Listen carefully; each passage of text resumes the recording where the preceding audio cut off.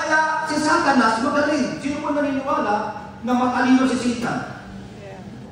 Because the birth of disunity, we need to understand po na matrace natin saan ba nagsimula yung disunity. Kasi nga, ang team natin is unity. Pero, kailan nagsimula yung disunity? Disunity started from a worship leader. Para malaya ka ang kampi.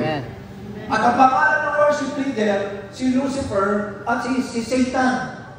And God told me, sabi ni Lord, because Satan wants disunity. God wants unity. Very simple. Ang pagkakabahabahagi, hindi yan galing sa Diyos. Correct. Dahil pag ang bagay na galing sa Diyos, pinagkakaisa niya. Sabi ni Jesus, blessed are the peacemaker. Hindi sinabing blessed are the troublemaker. Because troublemaker will create disunity. But peacemaker will create unity.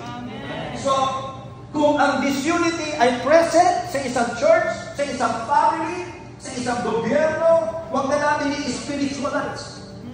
Sa barangay, pag disunity ay present sa congressman, senator, pamilya, whatever, mga kapatid, maybe to say that the devil is present. Para malaya ka makampi.